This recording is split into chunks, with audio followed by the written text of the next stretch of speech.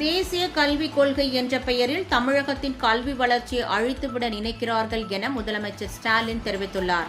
செங்கல்பட்டு மாவட்டத்தில் 1285 கோடியிலான புதிய திட்டப் பணிகளுக்கு அடிக்கல் நாட்டிய பின் பேசிய அவர், மும்மொழி கொள்கையை ஏற்றுக்கொண்டால்தான் தமிழகத்திற்கு தர வேண்டிய ரூபாய் 2000 கோடி நிதியை தருவோம் என மத்திய கல்வித்துறை அமைச்சர் தர்மேந்திர பிரதான் கூறியுள்ளார் என்றார். தேசிய கல்விக் கொள்கை என்ற பெயரில் தமிழகத்தின் கல்வி வளர்ச்சியை மொத்தமாக அழித்துவிட வேண்டும் என நினைக்கிறார்கள் என தெரிவித்தார்.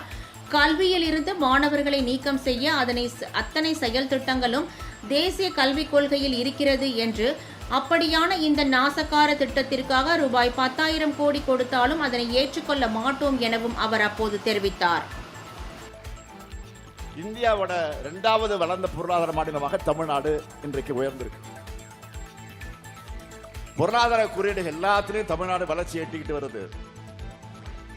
கடந்த 3 ஆண்டுகள்ல 10 லட்சம் கோடிக்கு மேலான தனியார் முதலீட்டு திட்டங்களை வர்றது உறுதி செய்யப்பட்டிருக்குன்னா அதுக்கு காரணம் நம்ம ஆட்சி மீதான நம்பிக்கை.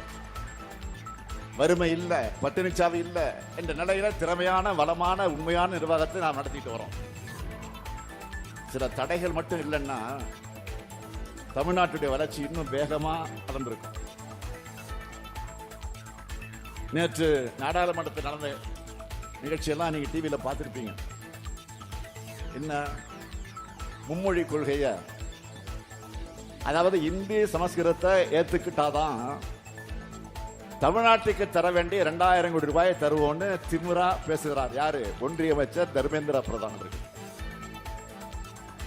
அவங்க தேசிய கல்விக் கொள்கை என்ற பெயர்ல புகுத்துற கொள்கை என்னன்னு கேட்டீங்கன்னா,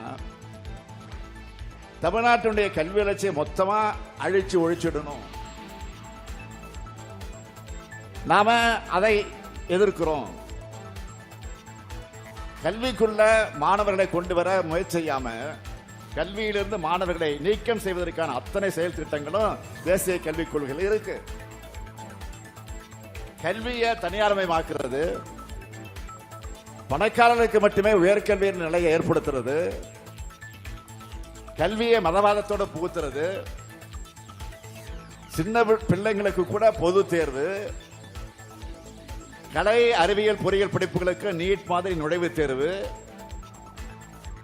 கல்வியில ஒன்றிய அரசோட அதிகார குவிப்புக்கு வழிவகுக்குது. இப்படி நிறைய இருக்கு. இதையெல்லாம் பார்த்துத்தான் தேசிய கல்விக் கொள்கையை ஏற்க மாட்டோம்னு உறுதியா சொல்றோம். ஆனா இதையெல்லாம் ஏத்துக்கிட்டாதான் உங்க நிதி உங்க கைக்கு வரும்னு பிளாக்மெயில் பண்றார். யாரு? ஒன்றிய கல்வி அமைச்சர் தர்மேந்திர பிரதான் அவர்கள். அதனால்தான் நான் ஏற்கனவே உறுதியா சொன்னேன், திட்டவட்டமா சொன்னேன், அழுத்த திருத்தமா சொன்னேன்.